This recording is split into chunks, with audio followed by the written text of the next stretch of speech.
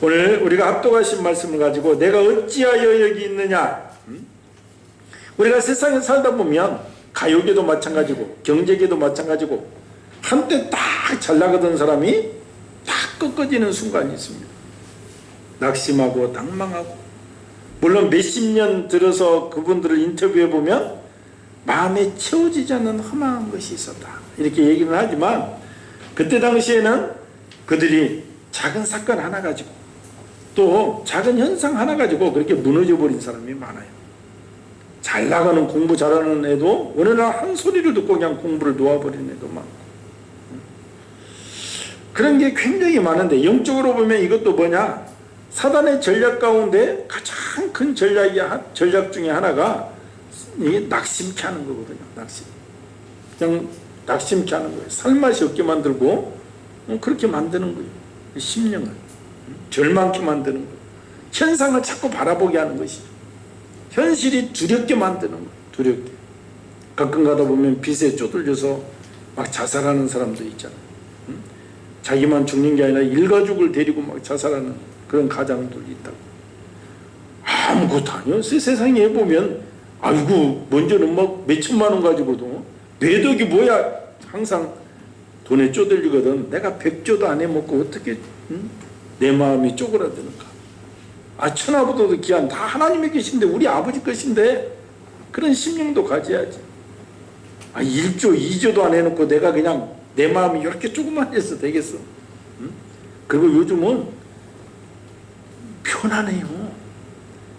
밤 몇 시 이후에 돈 달라고 전화기로도 걸리고, 그러니까 때로는 그렇게 돈에 쪼들리거든. 그러라는 거지. 빚지고 살라는 것이 아니라.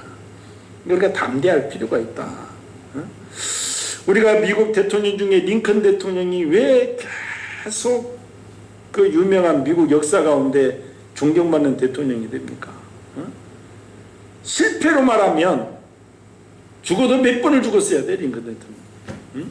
그 가정, 계모 밑에서 자라고 초등학교 2학년 나와서 온갖 나무 지어다 팔고, 그 고생 말할 것이 없잖아요.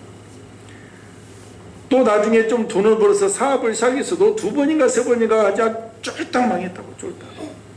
그런데 그는 뭐야? 하나님이 내 인생의 주인이시고, 실패는 경험에 불과하다는 거. 야, 실패란 뭐냐? 내가 그렇게 하면 안 되는구나. 이것을 배운 수업이다 이 말이야. 수업. 이렇게 하면 내가 실패하는구나. 그리고 또다시 하고 또다시 하고. 선거도 마찬가지잖아요. 계속 낙선. 그러나 나중에 결국은 대통령 선거에 당선이 돼요. 당선이 돼서 공의와 정의를 위해서 어떻게 인간이 인간을 노예로 삼느냐. 그때 미국의 주도권은 남부의 농장주들이 지금 산업화가 안 됐을 때잖아요. 다 잡고 있었고 돈줄도 거기 있었는데 과감하게 노예 해방을. 그래서 전쟁까지 치러서 인간 위에 인간이 어디 있겠느냐. 그걸 만들어낸 장본이잖아요. 그러니까 링컨은 보통 사람이 보기에는 뼈아픈 실패의 연속이었지만 그것을 실패로 보지 않았습니다. 링컨의 위대함이 바로 여기에 있는 것이고, 그는 실패를 더 큰 성공으로 가는 계단이다 이 말. 실패의 계단을 많이 밟으면 밟을수록 내가 성공할 수 있다는 거예요. 성공할 수. 그리고 실패하지 않는 사람은 큰 그릇이 될 수가 없는 거예요. 여러분 생각해봐. 부잣집에 태어나서 그냥 세상 물정 모르고 쭉 가는 사람이 성공하는 경우가 거의 없어요. 그런 기업은 대기업을 물러줘도 2대를 못 가서 다 망한다. 뼈저리게 실패를 경험해 보지 못하고 가난을 경험해 보지 못하면 성공할 수가 없는 것입니다. 링컨은 우리에게 이런 교훈을 남겨줍니다. 인간은 실패했다고 해서 좌절하면 안 된다. 그것은 성공으로 향한 한 계단이 불과하다 이렇게 말합니다. 또 성공했다고 해서도 교만하고 우쭐해서도 안 된다. 언제 어떤 변화가 나에게 닥칠지 모르기 때문이다 했습니다. 그래서 늘 심령이 가난해서 주님을 의지하는 자, 이게 복되도다 이 말이에요. 마음은 생각을 실제로 옮겨준 훌륭한 능력을 가지고 있습니다. 가난과 실패에 대한 생각이 마음을 지배하도록 내버려두면 그래서 안 되는 거예요. 우리가 믿음을 가지고 우리 아버지의 부요하심, 이 앞주에도 설교했듯이 기본적으로 잘 살기에 설계가 되어 있어요. 우리 하나님께서 언약 약속을 해주셨다고. 문제는 내 마음의 그릇이 그것을 닮을 수 있는 그릇이 되느냐 이 말이에요. 그릇이. 우리나라 알다시피 자살률이 OECD 국가들 가운데 1위잖아요. 부동의 1위.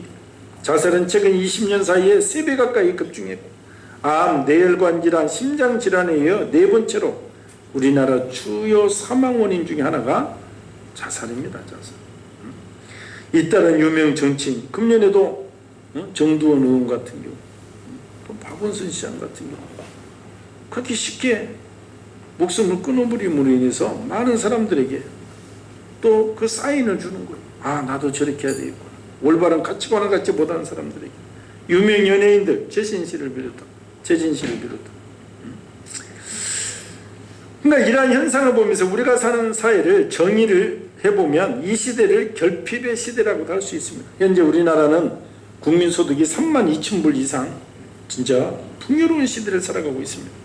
제가 늘 말하지만 잘 살기로 말하면 건국 이래 이렇게 잘 사는 적이 없어요. 그러니까 우리가 1980년도 이후 1990년도 이후에 사실 지금 코로나 사태 이전에 보십시오. 해외에 나가보면 이쪽은 5천만 민족이지만 다 한국 사람들이 인구 대비로 오면 비교할 수도 없는 거예요. 다 해외 가고 사가고 유학생도 비교하면 말할 것도 없고 이런 시대를 우리가 살아가고 있는 거예요. 그렇다면 모든 국민들은 행복해야 되는데 그렇지 않잖아요. 다들 힘들다는 거예요. 다들 힘들다는 거예요. 우리 가운데 외로운 사람들, 사랑에 굶주린 사람들이 많이 있다는 거예요. 근데 우리가 반면으로 생각해 보면 내 마음의 문제도 상당히 있는 거예요. 사실 이전에는 먹고 살기 위해서 뭐 정말 숟가락 하나 줄인다고 그랬잖아요. 숟가락. 그런데 지금 생각해 보십시오. 얼마나 누리며 살고 잘 사는데도 불평불만이 가득하다고. 그래서 우리가 감사해야 된다. 우리 성도들은 정말 감사하고 오늘 또 생명을 주신 하나님께 감사하고 감사가 더 큰 감사를 낳는 거예요. 괜히 사회 현상들 보고 저런 것 보고 막 열받고 그럴 필요가 없어요. 그래봤자 생명만 단축되는 것이고 그 되는 것도 아니에요. 오히려 사회를 변화시키려면 내 감사하는 입술의 고백을 따라서 나를 보고 이 세상이 변하는 것입니다. 감사하십시오. 그래서 감사하는 거예요. 그러니까 우리가 굶주린 사람들, 결핍된 사람이 많기 때문에 정확히 말하면 하루에 우리가 38명씩 자살하는 거예요. 평균 40명이 자살해요. 그러니까 우리가 유명 사건이나 이렇게 신문에 나고 그래서 그러죠. 1년 통계를 내보면 하루에 40명씩 오늘 또 죽는다고. 목숨을 끊어요. 이들도 한때는 용기 백배하고 세상이 다 내 것이냐 의기양양할 때가 있었습니다. 그런데 어려운 현실이 닥치자 이게 되지 못하고 이 세상에 나만 남았다고, 아니 나만 버려졌다고 오늘 엘리야처럼 생각을 한 것입니다. 이런 결핍의 시대에 우리는 어디에서 용기를 얻고 어디에서 희망을 보아야 됩니까? 어떻게 흔들리지 않는 믿음을 가지고 살 수가 있느냐? 이러한 문제는 현대인만의 문제가 아니었습니다. 몇천 년 전 사람들도 동일한 고뇌가 있었습니다. 이것이 인간의 한계이고 이 인간의 한계를 극복하고자 석가모니는 불교를 창시하고 힌두교의 고난 모든 종교들이 거기서 나왔다. 그러나 참다운 힘을 주지 못하기 때문에 하나님께서 이 땅에 오셔서 정말 너희 수고하고 무거운 짐을 나에게 맡겨라는 거예요. 그리고 심령이 가난한 자가 복이 있다. 가난한 자, 심령이 가난한 자. 오직 주님, 내가 부유함이 있어도 내가 건강해도 오직 하나님의 은혜로 산다는 그 믿음을 가진 자가 복이 있다는 거예요. 그래서 우리가 어려운 가운데에서도 주님을 신뢰함으로 주님의 보호 속에서 어려운 난관을 이겨나가는 복된 성도가 되어야 될 줄 믿습니다. 오늘 엘리야는 성취와 승리 뒤에 교만의 그림자가 자리를 잡는 것. 인간이 늘 겸손한다고 하지만 내가 이루는 업적이 많고 나도 모르게 내 목이 굳어진다고 그러죠. 10절 상반절에 저가 대답하여 내가 만군의 하나님 여호와를 위하여 열심히 특심하오니, 정말 엘리야는 열심히 특심한 사람이었습니다.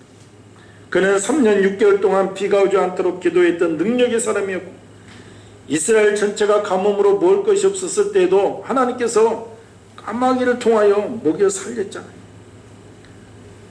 그를 섬겼던 과부의 아들이 죽었을 때 죽은 아들도 살려냈습니다. 갈멜산에서 바알과 아세라 우상 숭배자 850명과 싸우고 그들을 모두 다 죽여버렸어요. 하나님을 알지 못하는 너희들 다 진멸했습니다. 아합의 마음을 돌이키고 백성의 마음을 돌이킨 사람이 엘리야 선지자입니다. 게다가 그가 기도할 때 3년 6개월 동안 닫혔던 하늘문이 다시 열리고 비가 내리기 시작했습니다. 임금과 권력 앞에 당당했던 정말 잘나가는 사람이었습니다. 대단히 영향력이 있는 사람 중에 하나가 엘리야 선지자예요. 그래가지고 너무나도 이 강하기 때문에 감히 이 믿음 사람도 엘리야라는 이름을 못 써. 우리가 뭐 디모데고 바울이고 이름만 쓰지만 엘리야 이름 별로 없는데 먼저 보니까 여자 탤런트인가 가수인가 엘리야더라고. 자기 아버지가 줘줬대. 야 대단한 아버지구나. 엘리야처럼 살아라. 아무튼 이렇게 대단한 사람이야. 근데 이런 엘리야가 다른 선지자들도 다 죽고 아합의 왕후 이세벨이 자기를 죽이겠다고 한 그 말 한마디 때문에 순간에 무너져 내버리고 있어. 이전의 승리와 하나님을 향한 믿음, 그처럼 당당했던 그의 신념과 모습은 한순간에 무너져 버리고 말았습니다. 한 목숨 구걸하며 도망다니는 도망자에 불과한 자신의 모습을 고백하고 있습니다. 여인의 말 한마디에 무참히 꺾어지고 부서진 한 위대한 이스라엘의 영웅의 고백의 말이 정말 넉넉하오니 나를 데려가소서. 이런 고백의 말이었죠. 정말 자신 스스로 봐도 자신의 모습이 낯설었을 것입니다. 내가 이런 사람이 아니었는데 저 여자의 한마디에 무서워서 도망가고 차라리 죽여달라고까지 기도했습니다. 희망이 없습니다. 얼마나 좌절했을까. 결국 홀로 남았다는 것을 인식하기 시작했습니다. 근데 성경에 보면 이런 사람이 엘리야 선지자뿐만 아니라 베드로 선지자도, 베드로도 마찬가지냐. 베드로 사도도, 베드로도 대단한 사람이잖아. 무리를 걸은 사람입니다. 주는 그리스도시요 살아계신 하나님의 아들이라고 예수님을 알아보고 오늘날 모든 교회가 베드로의 고백 위에 세워지는 거예요. 주는 그리스도시요 살아계신 하나님의 아들입니다. 마지막에 예수님이 잡히시기 전에 다른 사람은 다 주님을 떠날지라도 나는 주님을 떠나지 않겠노라고. 그때 예수님께서 베드로의 내면을 보시고 너도 쉽게 무너진다. 네가 다 우기 전에 3번 나를 부인하리라 말씀합니다. 베드로는 굉장히 불쾌하고 성질을 내면서 아니 나를 그렇게밖에 보지 못합니까? 3년 동안 나를 지켜보지 않았습니까? 나는 주님의 죽는 자리도 끝까지 따라갑니다. 나를 그렇게 보지 말라고 큰 소리 쳤습니다. 그런 그가 어린 계집아의 질문 앞에 3년간 쌓아온 언약과 의리 그리고 신념이 무참히 무너지는 자신을 보았습니다. 그리고 부인할 뿐만 아니라 저주까지 하고 그리고 나서 주님과 눈이 마주쳤을 때 닭이 울었을 때 베드로는 밖에 나가서 심히 통곡했습니다. 회복될 수 없도록 부서지고 깨진 자신의 연약함을 직면한 통한의 눈물이었습니다. 그는 부활한 주님을 만날 용기가 없었습니다. 솔잎 먹는 송충이처럼 바닷가 업으로 옛 모습으로 다시 돌아가 버리고 말았습니다. 엘리야나 베드로는 모두 자신들이 대단한 존재인 줄 알았습니다. 하지만 말 한마디에 무너질 수밖에 없는 연약한 존재라는 사실을 새롭게 발견한 것입니다. 이제야 자기 자신을 알게 된 것입니다. 스스로 할 수 있는 것이 없다는 것을 고백하게 된 것입니다. 이때야 비로소 이제 겸손해집니다. 하나님의 도움이 필요한 존재임을 깨닫게 됩니다. 나의 나된 것은 내가 아니라 나를 능하게 하신 하나님의 은혜였음을 고백합니다. 오늘날 우리도 다 보면 이렇게 된 것이 하나님의 은혜지 내가 뭐 잘나서 내 의가 막 나오려고 해도 그렇지 않는 거예요. 하나님이 도와주셔서 그래요. 자수성가한 사람도 내가 자수성가 아니야. 다 옆에서 도와주고 하나님께서 길을 열어주시고 어떻게 혼자서 자수성가하겠어. 하나님의 은혜로 하는 것이죠. 하나님의 은혜로. 그러니까 부모 일찍 돌아가신 분들도 다 그때그때 하나님의 역사가 임한다 이 말이죠. 우리가 가진 경험과 연륜과 지혜와 지식이 대단한 것 같지만 더 본질적으로 작은 말 한마디 작은 사건에 여지없이 무너지고 마는 연약한 존재입니다. 우리가 이 사실을 할 때 남을 정죄할 수가 없는 것이죠. 이것을 할 때 인생을 보는 눈이 새롭게 열리는 것. 이것을 할 때 오늘 스스로의 힘으로 살아가는 것이 아니라는 겸손함이 생깁니다. 지금 세상에 대단한 사람, 돈이 많은 재벌이라 할지라도 우리가 그 영혼을 보고 불쌍히 여기는 마음을 가질 수가 있는 거예요. 왜? 인간의 연약함을 알기 때문에. 네가 지금 대단한 것 같아도 그렇지 않다는 거예요. 응? 순간에 연약하고 하나님 은혜는 살 수 없는 연약함이 우리에게 늘 있는 거예요. 그것이 우리 믿음의 선진 아브라함이 부인을 한 번만 판 것이 아니라 두 번을 팔고 실수를 하고 그의 아들도 그렇고 야곱 봐봐 하나님과 언약을 하지만 조금만 살만하면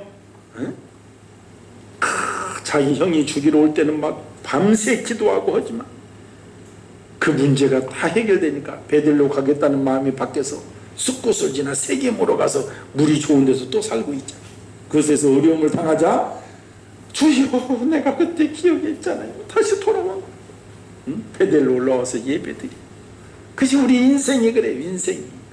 그러니까 그런 실수가 적은 자는 위대한 자지. 끝까지 내 믿음을 지키고 자로나 우로나 치우치지 않고 하나님과 언약 가운데 나의 아버지가 얼마나 대단한 존재인가. 푯대를 아버지께 딱 인을 치고 이 세상 환경 바라보지 않고 나가면 그건 큰 그릇이 되는 것입니다. 인간은 원래 연약하고 보잘것없고 하나님이 붙잡아주지 않으면 한순간도 지탱할 수 없는 존재라는 것을 우리가 알아야 됩니다. 오직 주님의 은혜로 살고 있음을 고백할 때 오늘 또 내 입술에서 감사가 나오는 거죠. 이 나라의 민족이 이렇게 강하고 오늘 또 뭐 잠깐 보니까 하나마 장갑차를 뭐 호주로 판다고 그러고 이런 뭐 그러잖아요.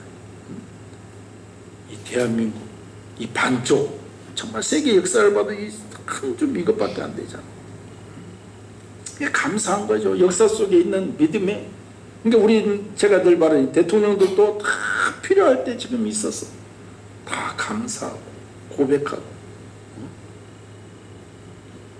우리가 얄팍한 상식으로 비난과 저주가 아니라 주님의 역사 속에 인도해 주신 하나님을 찬양하고 감사할 때 그 감사의 고백이 더 큰 감사로 나오는 큰 감사. 우리가 넘어진다 할지라도 넘어진 우리를 주님은 끝까지 또 돌보십니다. 우리가 이 본문 앞절에 5절 7절에 보면 어루만진다는 단어가 나옵니다. 엘리야가 이제 나를 잡수시옵소서. 이 낙심에서 있을 때 주님께서 천사를 보내서 어루만져주는 거예요. 어루만져주는 어루만지는 것이 아니라 새 힘을 주고 상황을 바꾸는 능력의 어루만짐입니다. 그냥 단순한 어루만짐이 아니고 로뎀나무 아래서 나는 죽습니다 라고 할 때 찾아오셔서 어루만짐으로 그에게 새 힘과 새 능력을 주셔서 그로 하여금 하나님과 모세가 만났던 호렙산으로 걸음을 걷도록 격려하고 계신 것을 봅니다. 어루만짐 속에는 너는 내 것이다, 너를 사랑한다는 신뢰가 담겨져 있는 것입니다. 쓰러져 있는 엘리야에게 엘리야야 너는 여전히 내 것이다, 두려워 말라, 내가 너와 함께함이니라, 놀라지 말라, 나는 네 하나님이 됨이니라. 내가 너를 굳세게 하리라, 내가 너를 도와주리라, 나의 의로운 오른손으로 너를 붙잡아 주리라. 이런 믿음이 주님께서 내가 연약해 있어도 나는 혼자가 아니라는 것, 주님께서 나를 붙잡아 주신다는 그 굳건한 믿음이 우리에게 있어야 될 줄 믿습니다. 왜냐하면 이사야 선지자는 이렇게 이 말을 다시 얘기합니다. 그가 찔림은 우리의 허물을 인하며 그가 상함은 우리의 죄악을 인합니다. 그가 징계를 받음으로 우리가 평화를 누리고 그가 채찍에 맞음으로 우리가 나음을 입었도다. 하나님은 자신이 겪은 그 아픔으로 우리를 어루만지고 계시는 것. 왜 기독교가 위대하냐? 우리 주 예수님이 위대하느냐? 성육신 하셔서 몸소 인간의 연약함을 채울하시잖아요. 십자가 사건을 앞두고는 그 고통이 때문에 피할 다른 길은 없냐고. 우리 인생하고 똑같은 다 아시기. 그래서 우리 연약함을 채울하셨다. 우리가 연약하고 우리가 병이 있어도 이미 십자가의 보혈의 대가로 우리가 강건해졌음을 믿고 우리가 먼저 기도하자 이 말이죠. 그리고 그분이 양들로 풍성케 하려 오셨다고 했잖아요. 그 믿음을 또 붙잡는 거예요.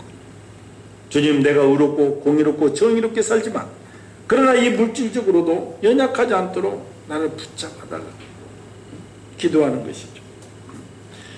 그래서 겪으신 친히 몸소 겪으신 그 체험을 가지고 우리를 붙잡아 주시는 예수님. 17장에서는 아방 앞에서 3년 6개월 동안 비가 내리지 않겠다고 선언할 때 엘리사 선지자의 목숨이 이태로웠습니다. 이때도 하나님께서 그리 시냇가에 몸을 숨기게 하시고 그 까마귀를 통해서 떡과 고기를 보내주시잖아요. 세상에서 우리를 끝까지 책임지실 분은 오직 주님 한 분뿐임을 우리가 늘 알아야 됩니다. 주님께서는 오래 참으시고 우리를 보호하신다는 사실을 우리는 늘 인지하며 살아야 되는 것입니다. 우리 인생을 지금까지 보면 다 하나님께서 그때그때 인도해 주시는 거예요. 우리 교회도 마찬가지고 교회적으로 어려웠을 때도 주님께서 붙잡아 주시고 인도해 주시고 교회의 머리 대신 예수 그리스도. 그래서 우리가 정신만 똑바로 차리고 있으면 우리가 말세 지만에 정말 이대하게 크게 쓰임받는 이 교회가 될 줄 믿습니다. 이 교회가 이대하게 크게 쓰임받는다는 것은 제가 늘 말하잖아요. 우리 성도들이 크게 쓰임받는 것이죠. 끝까지 정말 이 혼탁한 시대에 오직 예수 그리스도께 집중하면 성령 하나님께서 반드시 역사가 임할 줄 믿습니다.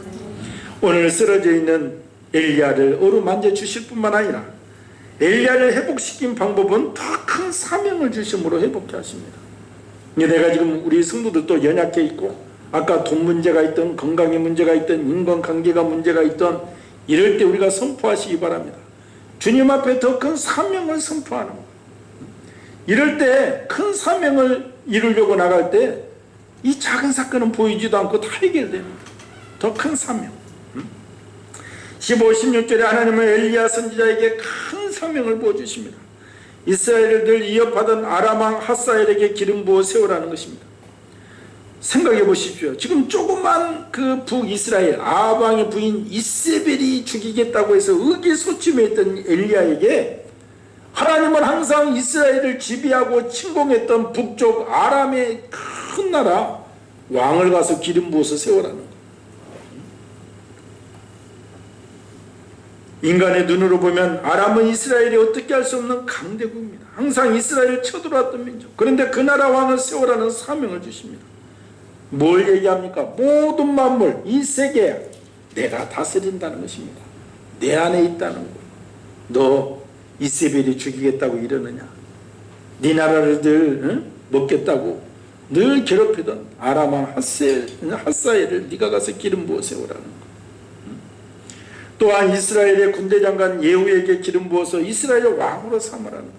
엘리야 네가 지금 무서워서 피하고 있는 그 왕과 부인을 내가 이제 교체하겠다는 거예요. 네가 무서워하는 거 이제 다 끝났다는 거예요. 힘을 내라, 용기를 내라. 내가 주관을 한다. 한편으로 엘리야 마음을 부끄럽게 만드는 것입니다. 이세벨을 죽인다는 편지 한 장에 혼비백산 도망쳐온 자신을 볼 때 한없이 작아지는 자신의 모습을 발견할 수 있는 것. 또한 엘리사에게 기름 부어 너희 후계자로 삼으라는 것. 이제 너희 시대도 끝났다는 것. 그러니까 우리도 정말 잠깐 이 땅에 거하잖아요. 정말 인간의 영광은 들의 불의 꽃과 같고 우리 인간은 안개와 같고 얼마나 세월이 빠릅니까? 얼마나 세월이 빠릅니까? 다들 생각해봐요. 옛날 시골에서 어렸을 때 60 막 한갑잔치 한다고 막 저 집 이 집에서 난리했는데 다 60들이 넘어가지고 막 지금 70, 80 막 세월이 이렇게 빠르다니까. 그것만 생각해도 막. 그래서 우리가 정말 주님께 충성을 다해야 되는 거예요. 네 시대 끝났다는 거예요. 우리 시대가 끝나기 전에 연장해 주시고 하나님 더욱더 하나님의 일을 위해서 뭘 남기겠습니까? 사실 뭐 친구들 앞에 가오다시를 한번 더 잡으면 뭐가 남겠어? 뭐 세상에 뭐가 남겠어? 내가 하나님의 일로 정말 뭔가 의미 있는 족적을 남기게 해달라고. 곧 하나님 앞에 불려갈 터인데 무엇으로 내가 계수하겠어요? 무엇으로? 그래서 네 후계자도 예비되었다. 너도 네 시대가 이미 끝났다. 그러면서 엘리야의 마지막 자존심 10절에 내 열심히 특심하오니 오직 나만 남았거나 이 말씀을 부끄럽게 만드는 말씀을 18절 마지막 절에 하잖아요. 바알에게 무릎 꿇지 않고 바알에게 입맞추지 아니한 자 7,000명이다. 너만 열심히 특심한 것이 아니라 너와 같은 자 7천 명이 있다는 거예요. 7천 명. 그래서 우리가 하나님 전에서는 늘 쓰임받는 게 귀한 거예요. 우리가 쓰임받다고도 막 혼자 이러다 보면 이 교만할 이게 넘어질 때가 있잖아요. 그러면 안 돼. 일할 수 있을 때 계속 일해야 됩니다. 우리가 적은 교회니까 그런 현상이 있는데 큰 교회에서 때로는 막 하다가 아유 내가 나만 이렇게 하냐고 안 한다. 여기 일할 사람이 어디 있냐고. 일할 사람 많아요. 눈이 안 보이지만 막 오히려 자기보다 더 잘해. 하나님 항상 예비하시고 인도하시고 우리가 눈으로 보기에는 없는 것 같지만 그렇지가 않아. 그래서 우리가 쓰임받을 때가 귀한 거예요. 쓰임받을 때 더 많이 쓰임받게 해달라고 기도하고 나가는 거예요. 하나님 전에 쓰임받는 것이 얼마나 복된 일인지 우리가 알아야 된다 이 말입니다. 열심히 특심한 자가 엘리야도 한 사람이 아니라 너와 같은 자가 7천 명이나 있다. 하나님이 우리에게 요구하시는 것은 이것입니다. 엘리야야 내가 큰 일을 하건 사람들에게 박수를 받건 혹은 실패를 하건 너에게 중요한 것은 나와 함께 동행하며 나를 인정하고 너의 문제의 무거운 짐을 나에 맡기고 있느냐 이 말이에요. 오늘 우리에게도 정말 하나님께서 말씀하십니다. 네가 세상에서 무슨 일을 하든 무슨 고민을 하든 그것이 중요한 것이 아니라 매일 나와 동행하며 너의 무거움 너의 고민을 나에게 맡기고 있냐 이 말. 아침에 너 기도하고 집을 나섰냐 이 말이죠. 주권을 인정했느냐 이 말. 하나님의 목적이 바로 이것입니다. 요한복음 15장에 보면 포도나무 열매는 포도나무 가지에 붙어 있을 때만이 열매 맺잖아요. 하나님을 떠나서는 주님이 원하시는 열매를 맺지 못합니다. 나의 지식, 경험, 성격, 가치관, 교육관, 물질관, 교육관, 사회관 등 이 모든 것을 통해서 내가 일하게 되면 내 열매를 맺는 거예요.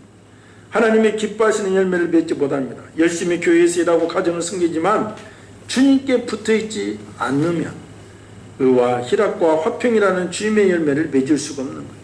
주님의 열매는 그 속에 평강과 성숙이 있으며 영원히 살아나는 생명이 살아나는 역사가 있는 것입니다. 그에 비해 내 열매는 화려해 보이지만 결국 죽고 마는 거예요. 사망의 열매를 맺을 수밖에 없습니다. 주님의 관심은 오늘 내 삶이 주님과 동행하고 있고 오직 주님을 바라보고 있는지 주님을 의지하고 있는지 여기에 있다 이 말입니다. 하는 일이 힘들고 가정도 힘들고 자녀들 때문에 힘이 든 심령들이 우리 교회도 많이 있을 줄 믿습니다. 이럴 때 회복하는 방법은 더 큰 사명을 붙잡는 것. 가정도 소중하고 사업도 소중하지만 더 큰 사명은 하나님 나라에 쓰임받는 것입니다. 여러분 힘들수록 주님께 더 큰 사명 달라고 아니 내가 더 크게 쓰임받겠다고 선포하고 나가는 것. 물질이 힘들면 하나님 내가 이 성전을 지어야 되지 않습니까? 누구는 몇백억 몇천억을 가지고 주물락거리는데 이 일생이 태어나서 몇십억 가지고 이래야 되겠습니까? 기도하시기 바라고 내가 선교사를 더 파송하겠다. 내가 주님 다시 오시기를 예비하겠다. 뭔가 구체적으로 하고 말씀을 묵상하며 나가보시라고 주님께서 어떻게 역사하시는지. 나의 아버지잖아요. 자녀의 부르짖는 기도에 왜 내가 응답하지 않겠느냐. 아버지의 말씀이잖아. 더 큰 사명 붙잡는 거예요. 왔다리 갔다리가 아니라 주어진 속에서 내가 그냥 진행하는 것이 아니라 우리가 정말 영혼을 살리는 심령이 되겠다고 선포하며 나갈 때 현시의 어려운 문제는 해결이 되는 것입니다. 그리고 주님께 더 큰 사명으로 쓰임받게 될 줄 믿습니다. 서두에서 링컨 대통령 이야기를 했습니다. 그런데 영국의 처칠 수상도 마찬가지. 그분의 인생도 보면요. 중학교 때 3년 유급을 했어. 3번이나 진급을 못했어. 중학교 때. 뭐 때문에? 영어 때문에. 영국의 국어가 뭐예요? 영어요. 우리는 국어 못해가지고 3번이나 진급을 처칠 수상이 못했다니까. 응? 공부도 별로 못했어요. 처칠 수상도. 그리고 자기가 육군사관학교를 영국 육군사관학교를 갖고 싶었지만 실력이 없어서 못 가가지고 나중에 겨우 포병학교 갔다. 포병학교. 근데 그는 열심히 하는 거예요. 가면 하나님께서 나에게 이 일을 주었다. 감사하게 열심히 한 것이죠. 그런 그 과정을 통해서 처칠 수상이 2차 대전을 승리를 이끌고 영국을 하나로 묶고 부족할 때는 늘 영국 국민들에게 기도하자고 그러잖아요. 기도하자. 그러니까 링컨과 처칠의 공통점은 실패냐 성공이냐가 중요한 것이 아니라 어떤 순간에도 주님과 함께한다는 믿음을 가진 겁니다. 이 믿음의 결과가 놀라운 경과를 만들어낸 것입니다. 우리 인생은 우리가 바라는 대로 되는 것이 아니라 얼마나 주님을 의지하고 바라보느냐에 따라서 달라진다는 사실을 늘 알아야 되는 거예요. 주님께서 역사하는 거예요. 그래서 인생은 신비입니다. 여러분 뭐 초등학교 동창이나 이렇게 봐봐. 제가 사람이나 될까 한 사람들이 잘 사는 애들이 얼마나 많은지 몰라요. 우리가 걱정했던 애들이 오히려 보란듯이 잘 사는 사람도 많아요.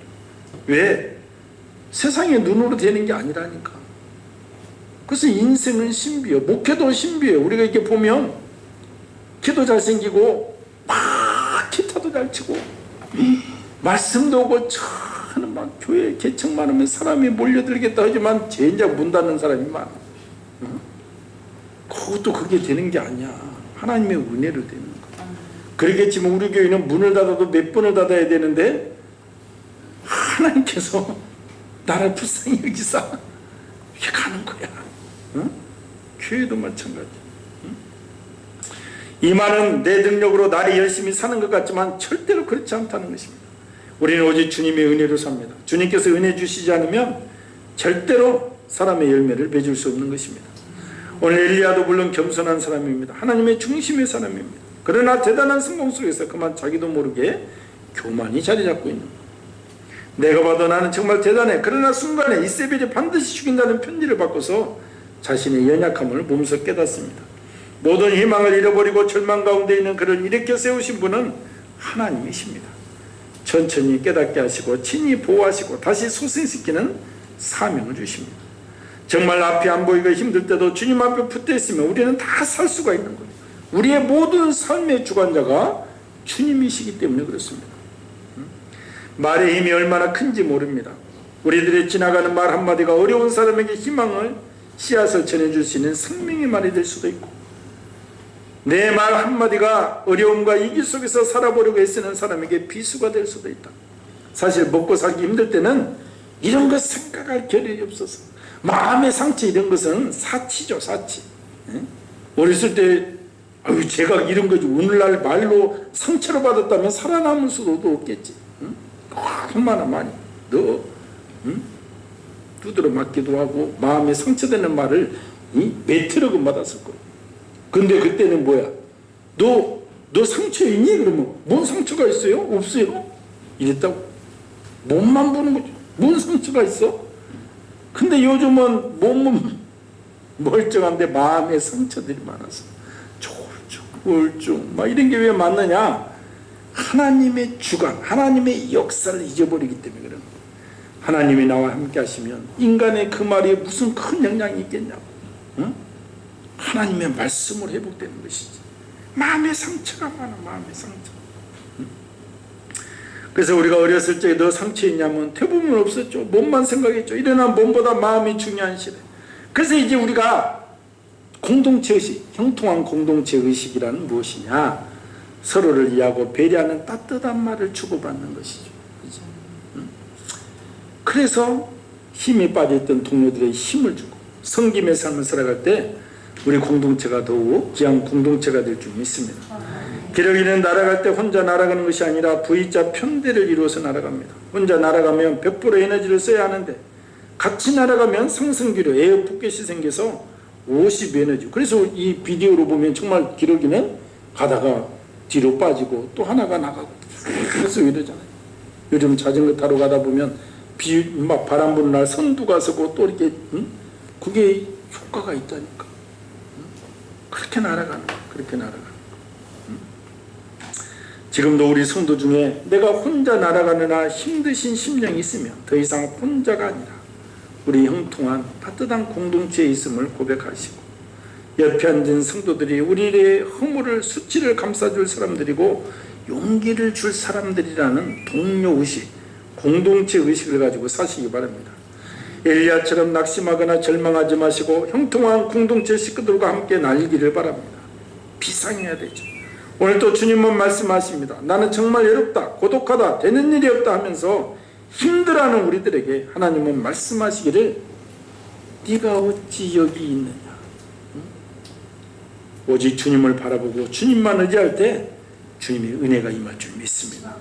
다시 한번 어렵고 힘든 이 시기에 국가적으로도 세계적으로도 어려운 이 힘든 시기에 주님을 바라보고 주님 내가 시선을 고정할 때 주님께서 어루만져 주시고, 내가 주님께서 정말 온전히 신뢰할 때 더 큰 사명을 주시고 온전히 역사가 일어날 줄 믿습니다.